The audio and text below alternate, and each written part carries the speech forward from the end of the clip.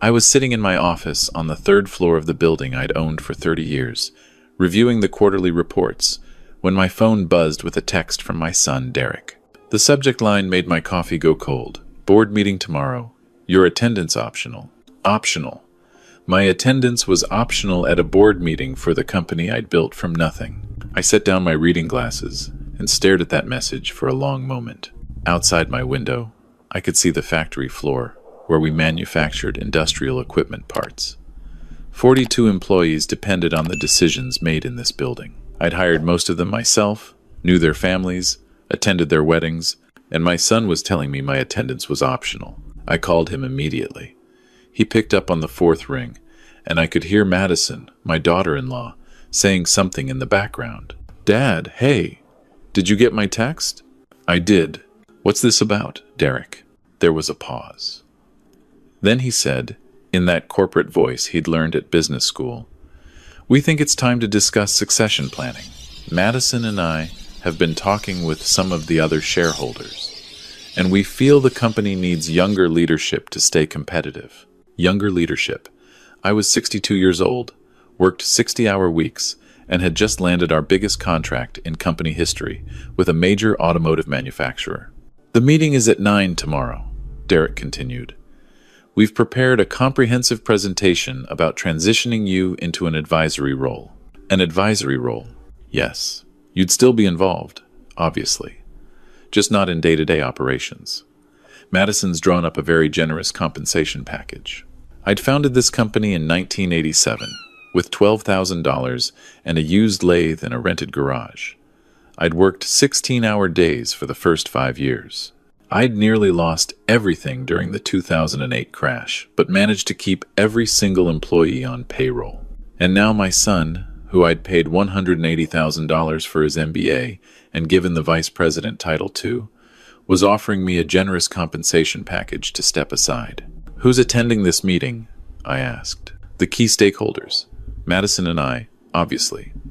Robert Chen from accounting, Jennifer Walsh. And we've invited an outside consultant to provide an objective perspective." Robert and Jennifer were good people, but they each owned only 5% of the company. I'd given them those shares as bonuses over the years. Derek had 15%, which I'd gifted him when he joined the company 5 years ago, which meant Derek thought he had 25% voting against my 40%, and somehow believed he could win. "I'll be there," I said. "Great. It's really for the best, Dad. The company needs fresh vision, and you've earned your retirement. You should be enjoying life, maybe spending more time at the cottage." The cottage in Muskoka that I'd bought and paid for. The cottage where Derek and Madison spent every summer weekend while I stayed in Toronto working. After I hung up, I sat there for a long time. Then I opened my filing cabinet and pulled out the corporate documents. I needed to understand exactly what my son was planning. It took me 3 hours to piece it together, but the picture became clear. Derek had been positioning himself for this for at least a year. Small things I'd noticed but dismissed. Private meetings with Jennifer and Robert, conversations that stopped when I entered the room, Derek suddenly very interested in the company's financial details. I made a call to my lawyer, Michael Patterson. We'd known each other since high school. "Mike, I need you to pull the complete shareholder registry for the company. Everything current." "Sure, Bob. What's going on?" "I think my son is trying to force me out." There was a long pause. "Jesus. Okay, give me an hour." I spent that hour thinking about Derek's childhood, how I'd coached his hockey team for 8 years, how I'd worked extra jobs to pay for his equipment, his tournaments, his summer camps, how proud I'd been when he graduated from university, even prouder when he wanted to join the family business. I'd paid every cent of his MBA at Rotman School of Management, $180,000 in tuition alone, plus his living expenses for 2 years. I'd given him the VP title, a salary of $145,000 a year, and the autonomy to run the operations division.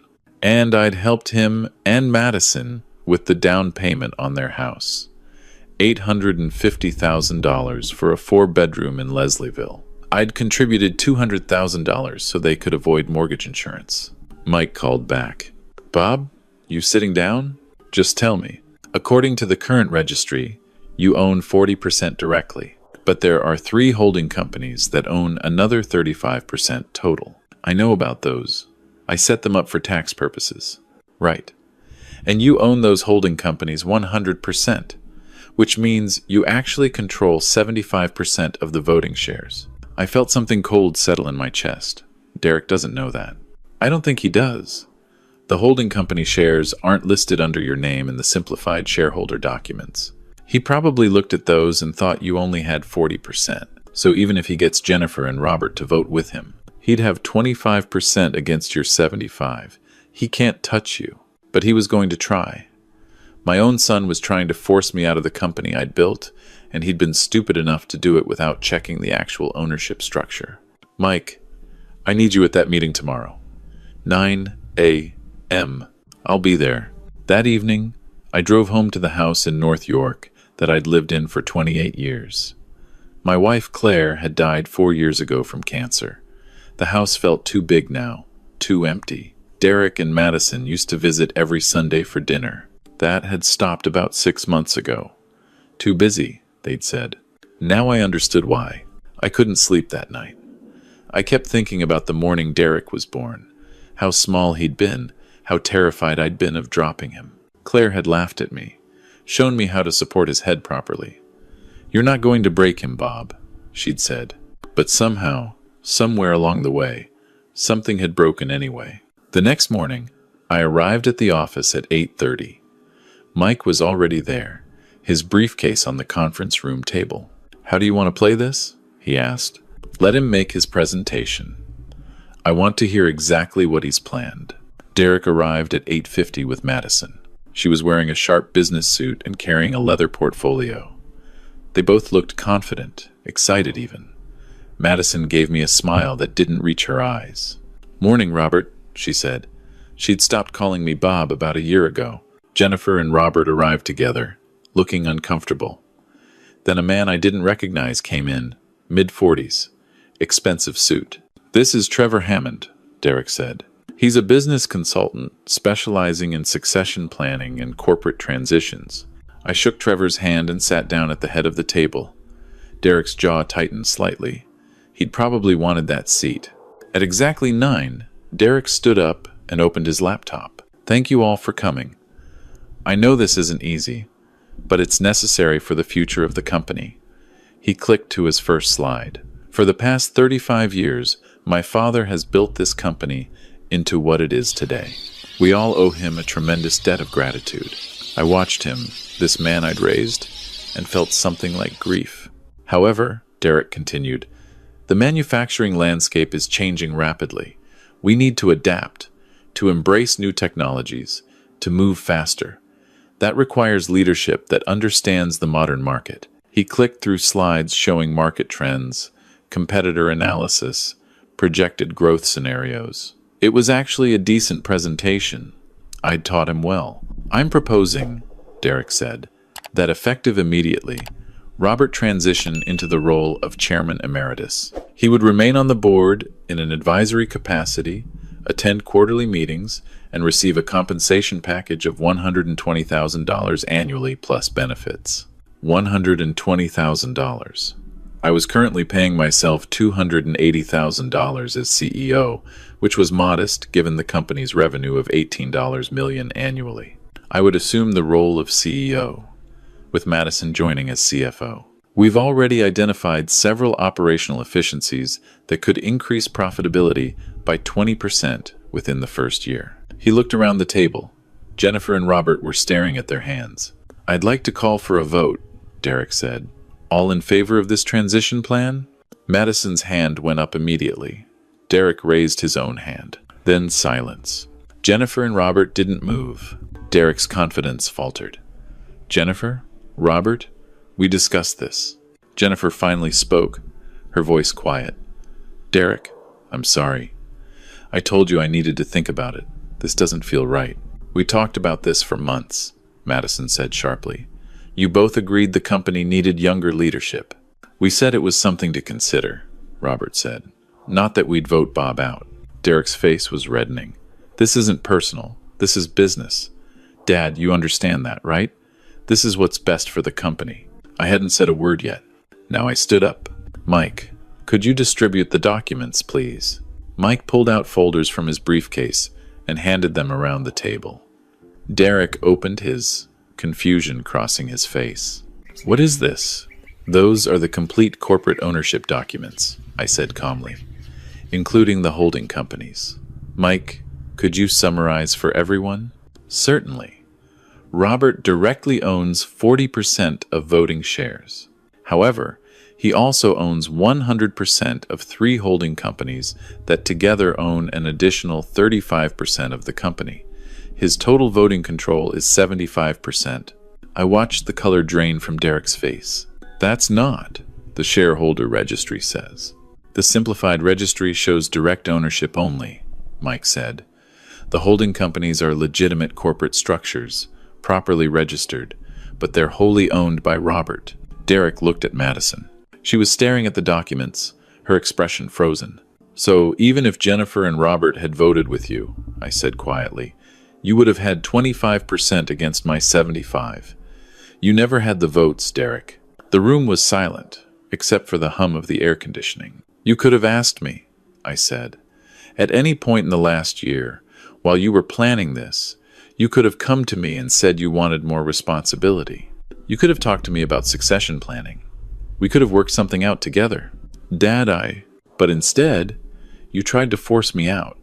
You organized a board meeting, hired a consultant, prepared a generous compensation package to ease me aside. And you did it without checking the actual ownership structure. Trevor, the consultant, was gathering his papers. I think I should leave. Yes, I said. And Derek will be sending you a final invoice for your services. After Trevor left, I sat back down. Jennifer, Robert, thank you for being here. You can go. This doesn't affect your positions. They left quickly, grateful to escape. Madison started to stand. You should stay, Madison, I said. This concerns you too. She sat back down slowly. I looked at my son. How long have you been planning this? Dad, just listen. How long, Derek? He swallowed. About 14 months. 14 months. While I'd been including him in every major decision, teaching him the business, trusting him with increasing responsibility. Whose idea was it? Derek glanced at Madison. I see, I said. Madison, when did you decide I was in the way? She lifted her chin. This isn't personal, Robert. Derek has been ready to lead this company for 2 years now. You're holding him back. Holding him back from what? The company is profitable. We just landed the biggest contract in our history. Our employees have job security and good benefits. But we could be doing so much more, Madison said. Derek has ideas that you won't even consider. The automation proposal, the offshore manufacturing. The automation proposal would eliminate 16 jobs. The offshore manufacturing would compromise quality and destroy relationships we've spent decades building. That's exactly the problem, Madison said. You're too sentimental. This is business. I turned to Derek. Is that what you think? That I'm too sentimental? He couldn't meet my eyes. Dad, I think it's time for me to have the chance you had. To build something. I gave you that chance. I gave you a VP title, a 6-figure salary, and 15% ownership. I trusted you to run operations. As your employee, Derek said, finally looking at me. I'm 35 years old, and I'm still just working for my father. Do you know how that feels? I know exactly how it feels. I was 35 when my father died and left me nothing because he'd gambled away everything he had. I started this company from zero. You started with every advantage I could give you. And that's the problem. Derek's voice rose. I'll never build anything of my own because you've already built it. I'll always be living in your shadow. So you tried to take it from me. Madison stood up. Derek, we should go. We'll figure something else out. But Derek was still staring at me. What are you going to do? I thought about that question for a long moment. I'm going to go down to the factory floor and do my job, I said. And tomorrow, you're not going to have one. What? You're fired, Derek. Effective immediately. Your VP title, your salary, your company email, all of it, gone. You have until 5 p.m. today to clean out your office. Madison's face went white. You can't do that. I own 75% of the company. I can do whatever I want. I looked at Derek. You tried to take my life's work, son. Did you really think there wouldn't be consequences? Dad, please. And Madison, since you're so interested in business decisions, let me explain another one. I'm initiating a complete audit of the operations division finances. Every expense report, every vendor contract, every decision Derek has made in the past 2 years. Derek stood up abruptly, his chair scraping back. That's not necessary. But I saw something flicker across his face. Fear. Mike, I said, make the arrangements. Over the next week, the audit revealed exactly what I'd suspected once I started looking. Derek had been approving inflated invoices from a vendor that Madison's brother owned. Small amounts, spread over 18 months, but they added up to $47,000.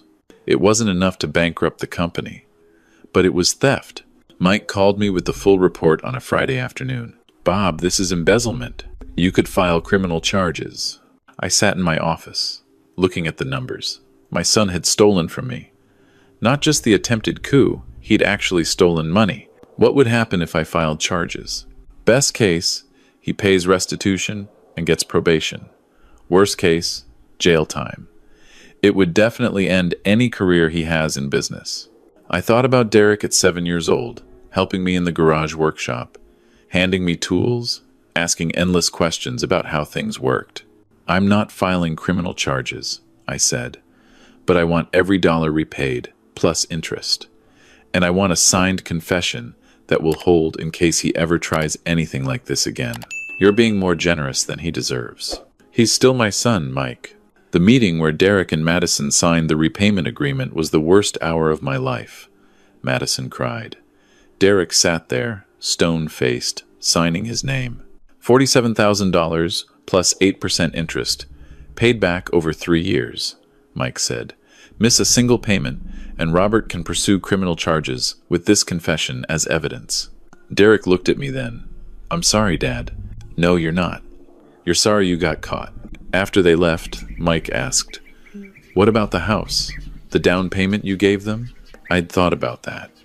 $200,000 I'd given them for their dream home. Draw up a promissory note. They'll pay that back too, with interest. Same terms, miss a payment, and I can put a lien on the house. Mike whistled. That's $247,000 total they owe you. They wanted to treat this like business, I said. So we'll treat it like business. The next few months were strange. I'd see Derek and Madison's names on the repayment schedule. They were making the payments on time, probably terrified of the alternative. But we didn't speak. They didn't come to family gatherings. Not that there were many without Claire. The company kept running. I promoted Robert to VP of Operations. He was 52, had been with me for 18 years, and actually knew what he was doing. But something had changed in me. I'd go to the office and handle everything that needed handling, but the joy was gone. I'd built this company for my family, to have something to pass down, and my only child had tried to steal it. One Saturday in October, I was at the cottage alone, sitting on the dock, watching the lake, when my phone rang. It was my sister Margaret, calling from Vancouver. Bobby, how are you doing? Margaret was the only person who still called me Bobby. She was 3 years older, had moved to BC 30 years ago after marrying a guy from Victoria. I'm fine, Maggie. Liar. I talked to Mike Patterson's wife at a wedding last week. She told me what happened. I should have known. Toronto might be a big city, but our social circles were small. It's handled, I said. That's not what I asked. I asked how you are. I looked out at the water, at the leaves turning gold and red on the far shore. I'm tired, I said finally. I'm 62 years old, and I'm tired. Then why are you still doing it? Doing what? Running the company.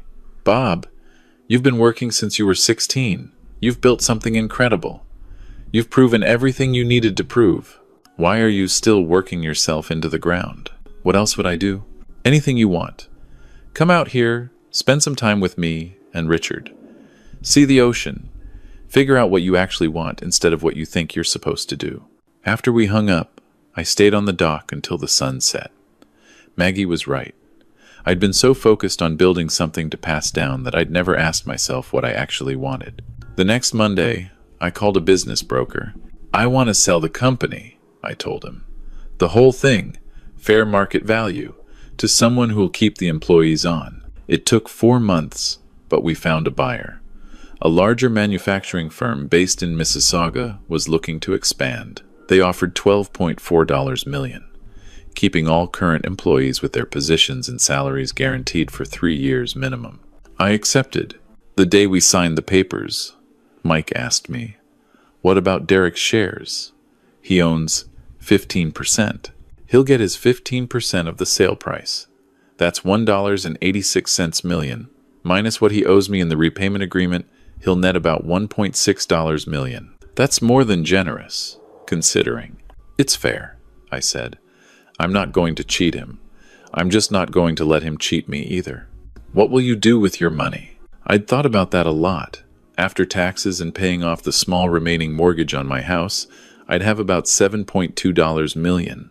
"Maggie's been telling me to come visit Vancouver Island for years," I said. "I think maybe it's time I listened." I bought a house in Qualicum Beach, a small town on Vancouver Island's east coast. It was a cedar-sided place, with floor-to-ceiling windows facing the ocean, much smaller than my Toronto house, but somehow exactly right. The first morning I woke up there, I made coffee and sat on the deck, watching eagles fish in the bay. No emails to answer, no schedules to keep, no one trying to force me out of anything. I sold the Toronto house and the Muskoka cottage. Too many memories in both places, and I didn't need the upkeep. Derek called me once, after the company sale closed, and he received his check. "Dad, I don't know what to say." "Then don't say anything," I replied. I didn't expect you to give me the full 15%. It was your shares. You earned them." Not true, but it sounded better than I wanted to be able to look at myself in the mirror. "Thank you." "Derek, let me ask you something. Was it worth it?" There was a long silence. "No," he said finally. "No, it wasn't. I hope you'll remember that. We haven't spoken since. The repayment deposits appear in my account like clockwork every month. In 2 more years, his obligation will be fulfilled, and we'll truly have no ties left except biology. Sometimes I think about calling him. Maggie says I should, that life's too short for grudges. But every time I pick up the phone, I remember that boardroom, the look on his face when he was trying to take everything I'd built, and I put the phone down. I've made friends here. There's a woodworking club that meets twice a week at the community center. I'm building a boat in my garage, a 12-foot dinghy I'll probably never finish but enjoy working on. I volunteer at the food bank on Thursdays. Last month, I adopted a dog from the local shelter. She's a 7-year-old lab mix named Molly, and the shelter said she'd been surrendered when her owner moved into assisted living. She follows me everywhere, sleeps at the foot of my bed, sits on the deck with me in the mornings. "What do you think, Molly?" I asked her this morning, watching the sun rise over the Strait of Georgia. "Did we make the right call?" She wagged her tail and leaned against my leg. "I think Claire would have liked it here. We'd always talked about retiring to the coast someday, but there was always 1 more year to work, 1 more goal to reach. And then she was gone, and I kept working because I didn't know what else to do. Derek thinks I punished him by selling the company. Maybe I did, in a way. But mostly, I freed both of us. He's 36 now, young enough to build something of his own if he wants it badly enough. And I'm finally learning who I am without the business that defined me for 35 years. Some nights, I still dream about the company. I walk through the factory floor, checking the machines, talking to the crew. Then, I wake up and remember it's not mine anymore, and instead of grief, I feel relief. Yesterday, I got a letter from Robert Chen, my former employee who I'd promoted to VP. He sent me a photo of the whole factory crew holding a banner that said, "Thanks, Bob." He wrote that the new owners are good people, that everyone's jobs are secure, that they're grateful I sold to someone who values employees over profit margins. That letter sits on my kitchen table now, next to my morning coffee. I don't regret building the company. I don't even regret giving Derek every opportunity I could. You raise your kids the best you know how, and then they make their own choices. His choices hurt me deeply, but they also freed me to make choices of my own. Tonight, I'm having dinner with Maggie and Richard at their place in Victoria. Tomorrow, I'm going fishing with a guy named Tom who I met at the woodworking club. Next week, I'm thinking about taking a wood carving class. For the first time since Claire died, I'm not counting the days. I'm not waiting for anything. I'm just here, in this small house by the ocean, with a dog who thinks I hung the moon and enough money to live comfortably for the rest of my life. Derek got what he wanted. He's free of my shadow. And I got what I didn't know I needed. I'm free too. The bond between parent and child is supposed to be unbreakable. But sometimes, when someone tries hard enough to break it, you have to let them. And then you have to decide who you're going to be on the other side of that break. I'm still figuring that out. But standing on my deck this morning, watching Molly chase seagulls on the beach, breathing in the salt air of the Pacific, I think I'm getting closer to an answer. I'm not the man who built a company from nothing anymore. I'm not anyone's father in any meaningful sense. I'm not a CEO or a leader or a provider. I'm just Bob. And maybe, after 62 years, that's enough.